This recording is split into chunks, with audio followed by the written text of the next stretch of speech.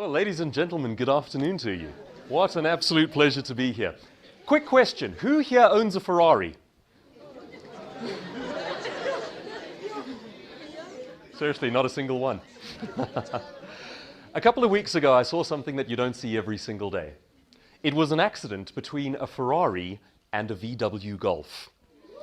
By the time that I arrived, the VW Golf was on one side of the road and it was a little shorter than it was meant to be originally. And on the other side of the road was this, what used to be a 6'3" gleaming red Ferrari, but was now a 4'2" slightly more crunchy Ferrari. And you drive past that and you think to yourself, that's a really bad day for some wealthy individual. And it's not something you see every day. So I pulled my car over and I put a little comment on Facebook and I said, let's have a moment of silence for the mighty fallen, never again to go from 0 to 100 in 6.3 or 3.6 seconds.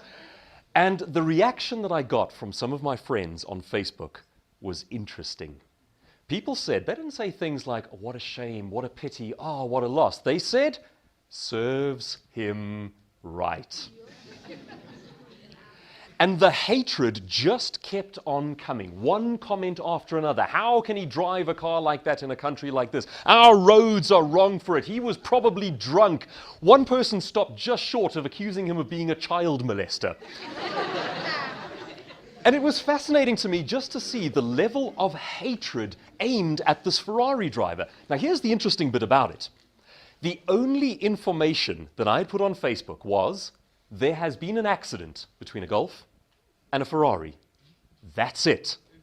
We don't know who was wrong. We don't know if it was the Golf driver who made the mistake. We don't know if a dog didn't run across the road and cause this thing. But what was interesting is it showed up a belief system that most of us don't even know we have. It's a bias against the rich. It's fascinating. Now, in a room like this, we are all studying and working toward building careers, building futures, becoming high net worth individuals. Let me ask you a question. Do you reckon you can become a high net worth individual at the same time as hating wealthy people? It's a self-limiting belief and it actually gets in the way. But what's fascinating is that the kind of thinking that is handed down to us from generation to generation is invisible. It was once beautiful, wasn't it? And I'm not the only person who's actually seen this in motion. Anybody here watch Top Gear? Yes, yeah, absolutely. Top Gear fans, join me for a moment here. The rest of you can just go to sleep. Jeremy Clarkson says, in the United States, you watch a person drive by in a Bentley, and the reaction is, one day I'll be in one of those. And he says it's different in Britain. He says in Britain, you watch a guy drive past in a Bentley and you say, one day I'll have him out of that. That's a bit more sinister, isn't it? A little bit darker. And it's really interesting because particularly in South Africa, we have spent decades trying to unravel a belief system about racism that's been handed down from generation to generation. But we are not aware of other beliefs that are handed down to us, particularly beliefs about wealthy people. And here we all are chasing these goals and chasing these lives while at the same time feeling uncomfortable about talking about money or talking about wealthy people as though they are obviously evil, they come from the devil. Let's take a look at how this thinking is created, how it's generated, how it's handed down from generation to generation, and how it can stop you from achieving your goals. The point is to unravel it, get it out of our minds, excise it, be rid of it, be free of it, so that we can actually chase the goals that we have in life and become all God intended us to be. In my family, if you go back 2 generations to my grandmother, she used to work at an English manor house in Manchester. Has anyone here ever watched the show on TV, quite a mature show called Downton Abbey? Anyone seen it? No? Okay. The basic idea is you've got 2 sets of people. You've got the higher class folks who own this abbey. They're kind of semi-royalty in the United Kingdom. Then you've got the people downstairs who run everything. They do the cooking, they do the sweeping, the cleaning. It's the staff. My grandmother was part of the manor house, but she was not the people upstairs. She was the people downstairs. She was one of the maidservants who helped to keep this manor house clean. And if you had to see pictures of the way that they dressed at the time, it was the full old-style regalia. She had the little apron and the little maid's outfit and the little feather duster, and it's everything we think of as slightly kinky today. But of course, at the time, it was nothing like that. This was a woman who worked incredibly hard from dusk till dawn. This was a woman whose back was sore more often than not. This was a woman who, if you ever met her and put your hands on her hands, you'd find nothing but calluses. And most importantly, this was a woman who had no voice in the face of authority. Because the thinking back then, for both the lower classes and for women, was keep quiet, don't make waves, be a cog in the system. We don't want to know that you exist. We just want to see that your job gets done. And this is the kind of thinking that is then handed down from generation to generation. And what's interesting is that when my dad came along, my grandmother was looking for the best advice she could possibly give to him about work and wealth and how to make your way in the world. She went rummaging around in her mind and she came up with this gem, and it was the advice she gave to my dad. She said, "My son, get a trade. That way you will never starve to death." Who here has heard some variation of that advice? Yeah? A lot of us have heard things down those lines. There's nothing wrong with getting a trade. You can become a plumber and you can become very wealthy as a plumber. But listen to the second half of that sentence. Did she say, so that you can become all God intends you to be? Is it so that you can let your light shine, so that you can become wealthy, so that you can achieve goals? No, it's so that you never starve to death. The thinking comes from a place of desperation. And that's the thinking that's handed down generation to generation. And the weird part is, it's completely invisible to us. We hear this advice and we think it's right and we think it's normal. Now, I'm not picking on my grandmother. She was doing the best she could with the ideas that she had, without perhaps knowing how much damage it can do to future generations. Take a look at the building you see behind me there. That is an Industrial Revolution era factory. It's about 100, maybe 120 years ago. What other building that we have today looks very similar to that factory? Out loud, what do you think? Hospitals, what else? Schools, okay? Schools, and here's an interesting one, are run according to the Industrial Revolution age of thinking. Picture this for a second. You drop your kids off at school, or you as a child are dropped off at school, and you line up in neat lines, and the foreman, I mean the teacher, blows the whistle or rings the bell, and in your neat lines, you go to your workstation and you sit down. You sit down at your little workstation and you work for a number of hours. And then the foreman, I mean the teacher, blows the whistle, rings the bell, and you take out your little lunchbox and you can have some food. Then the whistle goes again, you go back into your workstation, you sit down. It is run according to an Industrial Revolution era factory. Why? Because we are training human beings to be cogs in a system. And we're still doing it. Okay? Now, I'm not picking on schools here. The point is not to say that schools are badly run. The point is just to say we have thinking that is invisible to us. We are trained to thought, and we are culturalized to act in certain ways that no longer make sense in the modern economy. The old world thinking says, become a cog in a system, fit in, don't make waves, and if you're a perfect cog, you'll get your little bit of money at the end of the day and you can go home. That thinking will keep you poor. So, what are some of the alternatives? Well, that's what I'd like to look at with you here today. I like to call that style of thinking the wheelbarrow way. It basically goes like this. It's like the parents get hold of their child, the young son, the young daughter, and they say, my son, my daughter, you are young and strong. You must go out into the world and earn coins. Here's how you do it. Pick up your wheelbarrow, load it full of bricks, and for every hour that you push your wheelbarrow, you will get 1 coin. If you want a second coin, you have to push your wheelbarrow for a second hour. Now, we think like that. We go, the only way to earn coins is to work for a set number of hours, so let me go and get a job and be dependent on a boss. Now, you work your set number of hours every day. You push your wheelbarrow for your set number of hours, and a horrible thing starts to happen. You start to realize that you can't quite afford the car.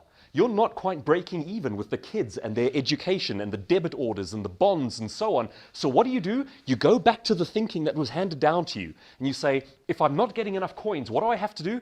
I have to push a second wheelbarrow in the evenings to get more coins. That kind of thinking keeps families in generational cycles of poverty. If you take nothing else away from today, this is the one principle that is the most important. Do not tie your earning to the number of hours you work. You've got to separate those two, and I'll show you how today. But so long as we think a number of hours equals a number of coins, we are in financial trouble. Because as a human being, you only have so many hours in the day. The wealthy person's epiphany, the way of breaking out of this idea is this. Dump the bricks in your wheelbarrow. Get rid of them. Load your wheelbarrow up with gold. In other words, for every hour that you push that wheelbarrow, you need to raise the value of your work. Earn more coins per hour. Not work more hours in order to get more coins. Does that make sense? Okay. Of course, that raises some interesting questions. Now, how the heck do you do that? There are definitely ways of doing it. What are some of the things that our families teach us about work and about wealth and about how economies work? And once again, it's not to say that they are trying to do damage in our lives. They are doing the best they can with the thinking handed down to them. But the world has changed. What are some of the things that they teach us? Work hard. There's nothing wrong with working hard. I believe in working hard. But the goal is actually to make money, not to work hard. And there is a very big difference there. In certain companies, people think you are fantastic if you are working hard, not necessarily if you are being effective.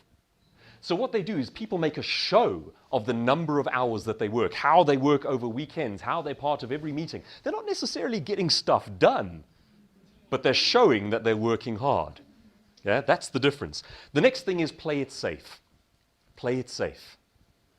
Wealthy people take risks all the time. The middle classes and poor folks take no risks at all. In fact, I heard a phrase the other day that's just been resonating in my mind that says, the middle classes are paralyzed by doubt. They are secure to the point of paralysis. They do not take risks. And of course, the thinking handed down there is get a safe job and let someone else take care of you. Be like everyone else. Here's an obvious thing that has to be said. If you be like everyone else, you're going to earn like everyone else. If you choose the safe route in life, you are choosing to earn less than you potentially could. So, today, let's talk about the idea of recession versus abundance. You've probably heard, it's all over the world news, and it's in every newspaper, every blog, everywhere you go, the recession that we've been talking about that kicked in 2008. What's interesting about recessions is not what's going on in the world, it's what's going on in your inner space up here. There are, for example, speakers in my industry who have decided that there is a recession and have earned a heck of a lot less as a result. Then there are other speakers. There's a particular guy in the States named Randy Gage, who said, in 2008, the world issued an invitation to go into recession, and I politely declined. And he says he's had his best year ever every single year since then. Because what happens is when we are told that there is a recession, we stop acting in ways that generate money because we believe that people aren't buying. We haven't discovered a recession, we have bought into the concept of a recession. There are certain companies who have had their best years ever since, right the way through this recession, because they simply don't believe in it. Today I'd like to share with you 8 epiphanies, 8 ideas, 8 ways of overhauling your thinking that have to do with work and wealth. And my promise to you is that they are going to be uncomfortable. I ain't here to make people feel good, but this stuff is massively important. It's important because we are still being taught the ways to work that are outdated. The world changes, but we're still practicing the old ways. If you do the Twitter thing, you're more than welcome to tweet about it as you go along. I see a couple of people grabbing their phones when you see the 8. Yeah? If you want to connect with me on Twitter, use @DouglasKruger. Yeah? You can say, this guy's talking a load of rubbish, or this is a valuable idea, or whatever. But I warn you, I'm going to close the doors and check every tweet before I let you out. I will find you. Epiphany number 1. Resenting the wealthy says more about us than it does about the wealthy. There's a phrase that my family always used to use.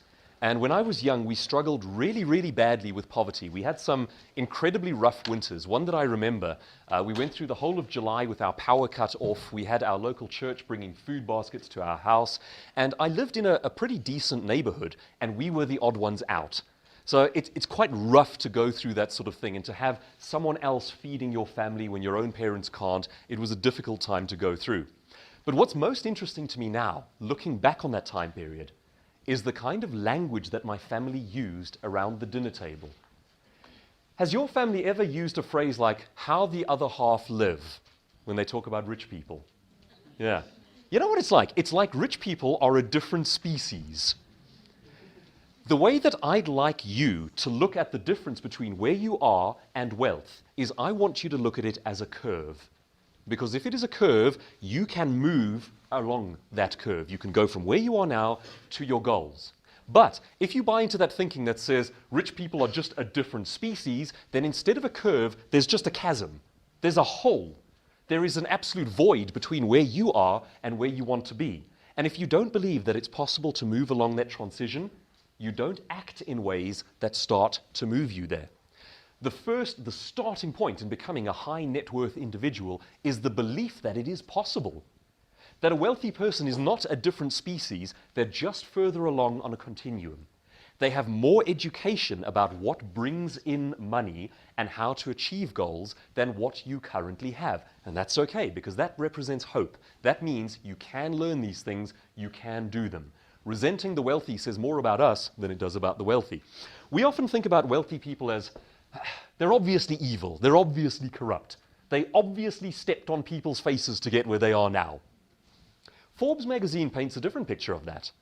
They take the highest earning individuals on the planet and they look at how much they give. The stats bear out that wealthy people give more per capita than anyone else. We're not just talking about more money because they actually have more, we're talking about more per individual in percentage form. The idea that wealthy people are obviously stingy, obviously evil, is not borne out by statistics. Yeah, of course, there's obviously the odd jerk. You will meet the odd, horrible, rich person. They're out there, certainly, in their numbers. But by and large, it is not a valid rule. That's number 1. Number 2. There are 3 things that money is not. Money is not the root of all evil. That's not what the verse says. What does the verse say? The love of money. And it also doesn't say, is the root of all evil. It says something down the lines of, is the root of many kinds of evil. Now think about what that belief would do to Christian families, people of faith, if it becomes a locked-in belief and it's handed down generation to generation. Money is the root of all evil. Okay, so if I chase it, there's something wrong with me. You can't hold that belief and become wealthy. The two do not work together. And that's one of those things that we need to chuck out. It's a misquote of the original verse, and it's damaging. It does a lot of harm, particularly to people of faith. Money is, the first thing money is not, the root of all evil. The second thing money is not, embarrassing. Could you be rich with a straight face? Time to face that question, because you are on a career trajectory that can potentially make you very wealthy. Could you handle it? What kind of human being would you be once you get there?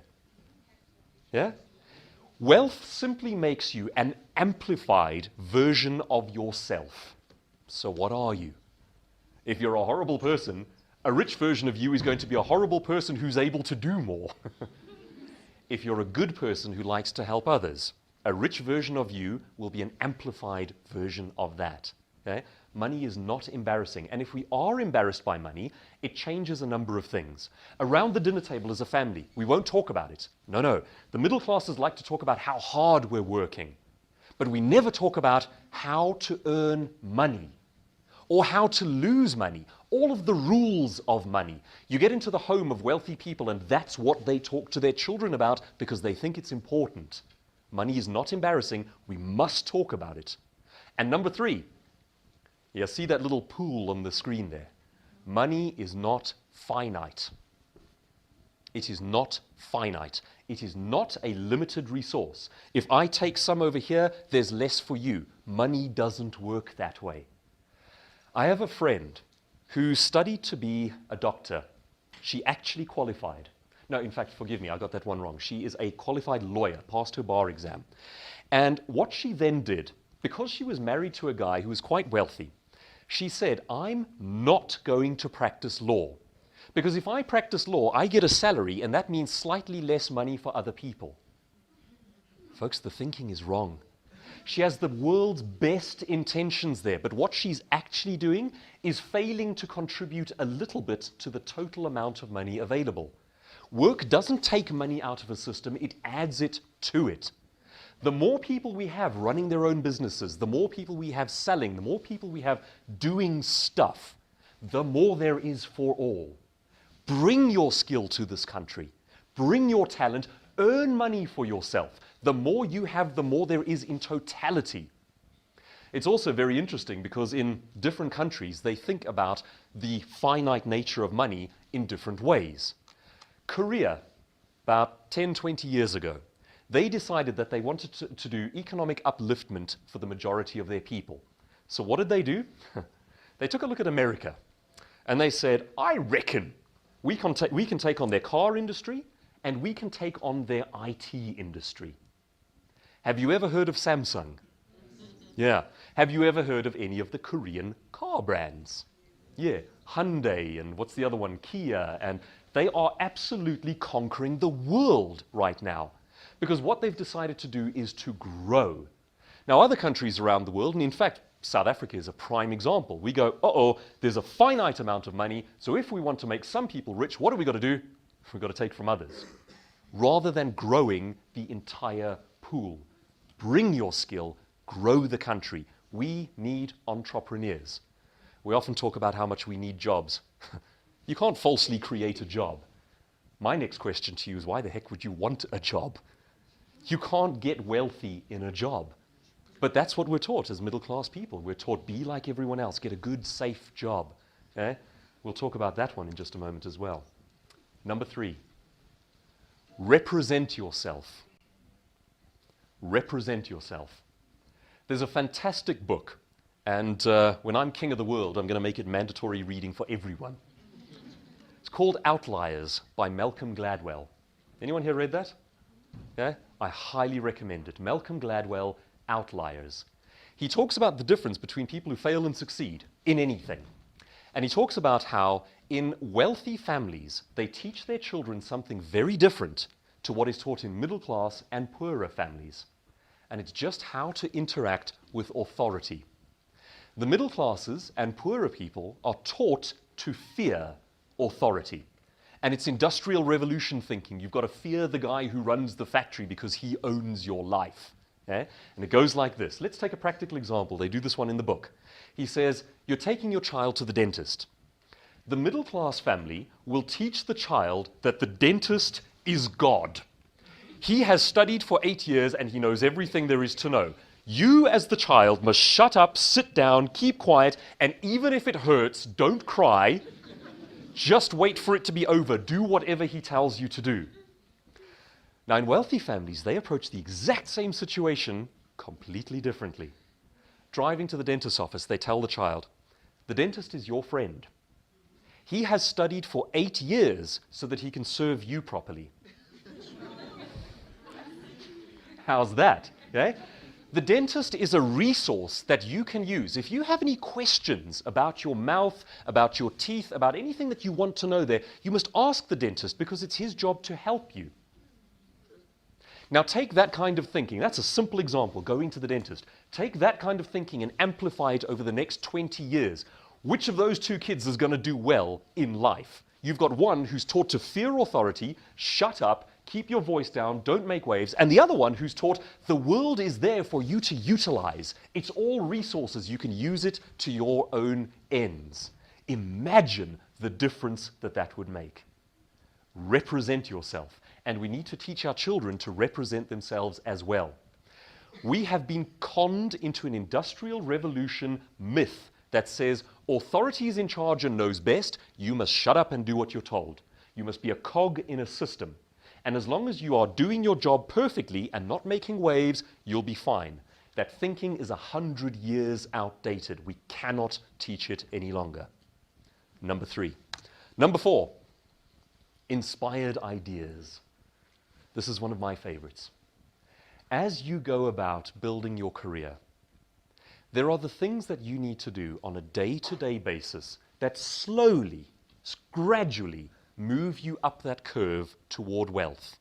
And if you keep doing them slowly and consistently and gradually every single day, ultimately your life is going to improve. And you must do those things. However, from time to time, we get that one inspired idea, that crazy thought, that thing that pops into our heads and we go, what if? And it's those ideas which in one go can add an extra zero to your income.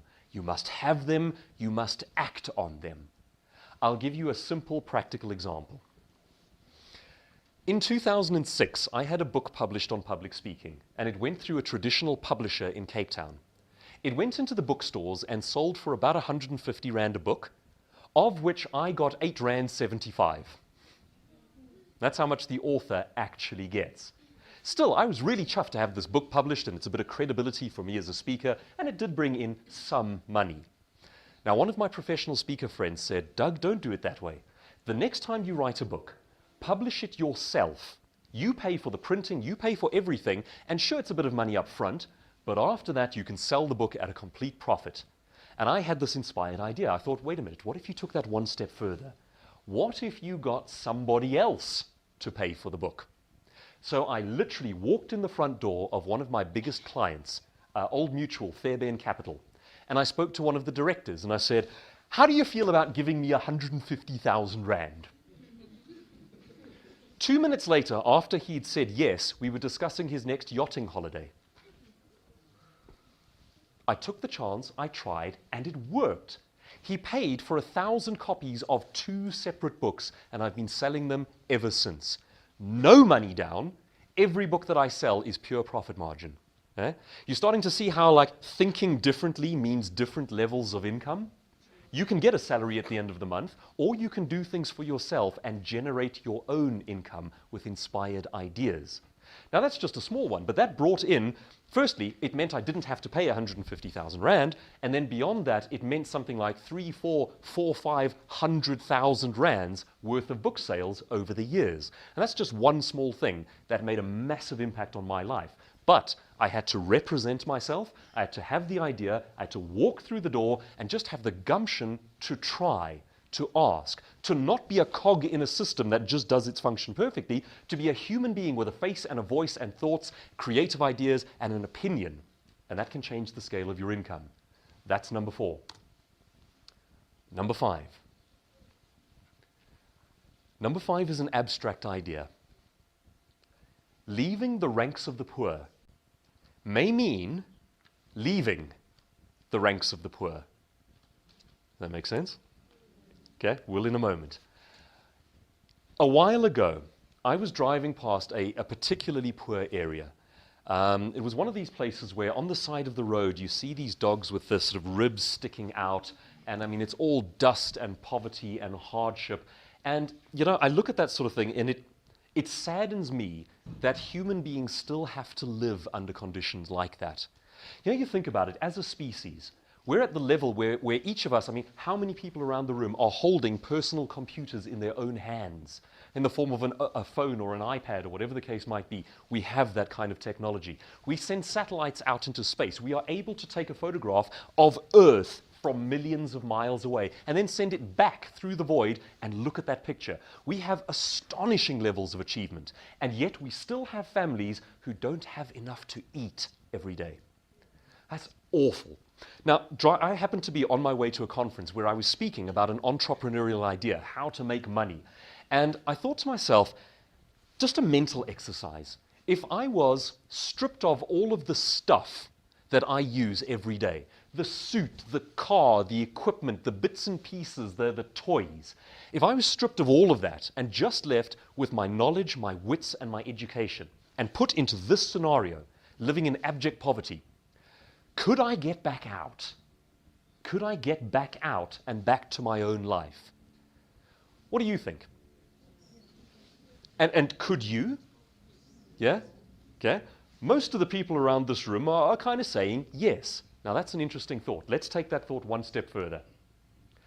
If I had to take a high net worth individual, someone who does drive the Ferrari, the Lamborghini, someone with their own private helicopter, with their own business, whatever the case might be, and I transplanted them into your life, do you think they would be able to get back out? If we say yes to that, then what we're saying is the gap between where you are and where that person is up here. Isn't that a horrifying thought? But at the same time, it represents hope because it means it can be done. It means that the thought is out there, the ideas are out there, the knowledge, the education is available. It can be done. Leaving the ranks of the poor, however, may mean leaving the ranks of the poor. My thought process went like this. I thought maybe I'd start up a small company, something that doesn't require a lot of startup capital, maybe a little store, maybe I'd get other people to work for me. And then I kind of stopped and I thought to myself, that's not what I do. The first thing I do is to physically leave and go somewhere else. Why? Because often in situations like that, the thinking is depressed. And it's not to point fingers or to point blame. I mean, I've been in a family that has gone through extreme poverty. But when you've had generations of poverty, it's almost impossible to believe it's possible. The thinking becomes depressed. There's a speaker in the States these days who has an interesting concept, and I believe it. He says, you are likely to be about as wealthy and about as successful as the average of the 5 people closest to you. Think about that for a second. Who are your closest 5? It's likely to be probably something like mom, dad, best friend, boss, teacher, something down those lines. Chances are it's those people. How wealthy are they? I'm sorry to ask the question, but apparently those stats bear out. Because what happens is we get involved in an ecosystem of thinking. And we all affect one another with our level of aspiration, our level of ideas, our thinking about work and wealth. And we all average each other out. There's something you can do about this one. You don't have to dump your mom. Okay? You don't have to dump the best friend, anything down those lines. What it is saying is we do need to associate with highly successful individuals. We need to expose ourselves to that kind of thinking. Unless we do, we are not going to lift ourselves up. But the thinking is out there.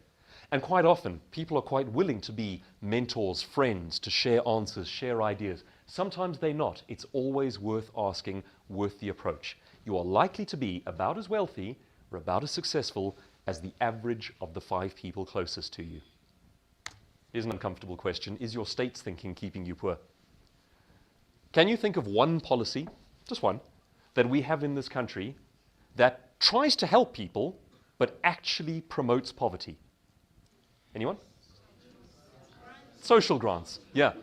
Think about it this way around. What a great idea. You've got a young mom who falls pregnant, has a couple of kids. She's on her own. She has no way of earning an income. So what we do, we give her some money. Brilliant idea. Except, then of course the opposite happens. You have a young woman who goes, you know what, I'd like some money. So I'm going to become a young mom in order to get it. Eh? Is that likely to help them to become incredibly prosperous? No. Is your state's thinking keeping you poor? Number 6, your positioning determines your pay scale. It is not the quality of your work that determines your income. You can be the best in the world at a certain thing and be out-earned by someone who is not the best in the world. Your positioning determines your pay scale. Let's put this in very simple terms. If you're the celebrity of your industry, you're going to out-earn the non-celebrity of your industry, even if that guy's better at it than you. Let's take, for example, anyone here watch the cooking show with Nigella Lawson? Seen her on TV? Yeah, absolutely. Nigella Lawson, do you reckon she is one of the top 5 chefs in the world? No, I don't think so. Do you think she's in the top 100? I don't think so. Do you reckon she's in the top 1,000? I don't think so. So why is she out earning all of them? Because she's Nigella Lawson. I'll give you another example. If an unknown speaker comes and stands in front of you, that person can put in an invoice with X number of zeros at the end of an hour of speaking. Richard Branson walks into the room and chats with you for 5 minutes. They will add 3 more zeros to his fee. It's not because he worked harder, and it's not because he's a better speaker. It's because he's Richard Branson. You need to be the icon, the expert, the celebrity, the big name in your industry. Now, here's where most people get it wrong. They say knowledge is everything. Knowledge is important, but you also have to bring personality. That's what Nigella Lawson is doing. She is able to speak well in front of a camera. She's pretty. She's seductive. Okay? Now, this is all the stuff that we are never taught is important. We are taught what's important is be a cog in a system, don't make waves, function perfectly, get your job done. Imagine if Nigella Lawson did that, she'd be poor. All she'd ever do is cook in the kitchen and maybe earn like $5 once in a while. Okay? But because she brings humanity to it, she brings to it things that cannot be done by a computer, that cannot be done by a system. Anything that can be systematized, computerized, commoditized is unvaluable. We're still teaching our kids to study IT. That's a low-income future. Because there's like 2 billion other people studying IT. And most of it will be done by the computer itself like tomorrow. That's how fast it's moving. There's one of those talks on TED, the Inspirational Talks website, where a guy says, and this is quite interesting, he says the economy of tomorrow will not be ruled by people who have doctorates or who have studied IT or anything technical. The economy of tomorrow will be ruled by people who did BAs and know how to think creatively. Because a computer can't do that. It's the people who bring their personality, their humanity, who become an icon in their industry. So it's not just about how good you are technically at what you do, it's about being the human being, the face, the voice, the one we see in the media, in magazines, here on the radio. Are you an icon? That way you earn more. Number 7. This one's more for companies, but it's useful to us as well. Don't fixate on the bottom line. What most companies tend to do is when they think about their finances, they put 80% of their energy into saving what they have and 20% of their energy into earning more. We need to reverse that. Saving, of course, is important. Yes, you can save yourself rich if you've got like 150 years to live. What's more important is actually generating more income. Picture a clan of people. Now, I want you to just use your imaginations here. Let's go back thousands of years in time. We're sitting at the outskirts of our cave. We are a clan, and we're facing winter. Winter is like recession. Winter is trying. Winter is deadly to us. And our economy is made up of buffalo. We eat them to survive. We wear their coats in order to survive this horrific winter. The hunters have been out into the field, and good news, they came back with 3 buffalo. But 3 buffalo is not quite enough for our entire clan to make it through the winter. We technically need more. Now the thinking in the clan splits in 2. We get the hunters and we get the bean counter in the cave. And the bean counter says, what we have to do is take those 3 buffalo and conserve them, preserve them, make them last, save them so that we get through the winter. The hunters see it differently. They say, no, give us one of the buffalo to eat. And using that strength, we will go back out into the field and we will get more buffalo so that we can make it through the winter. All big organizations have this split between the bean counter and the buffalo. and sometimes it destroys entire companies. Okay? My belief system says this: it doesn't matter how well you save your buffalo if you don't have enough buffalo. Saving effectively is only going to mean you'll starve to death slower. You need more buffalo in the system. In other words, you need to put 20% of your energy into saving your money and 80% of your energy into generating more money. That's the way we need to think. Saving is important, but it's not all important. Middle-class thinking says the most important thing to do is save. Sure, if you're going to live for 150 years, brilliant idea. Number 8. Randy Gage, the US speaker, recently wrote a book called Risky is the New Safe. The alternative applies. Safe is the new risky. We've been taught for generations that to play it safe, you get a job and don't make waves. I contend that that is the most dangerous thing that you can possibly do, because you are taking all of your eggs and putting them in one basket.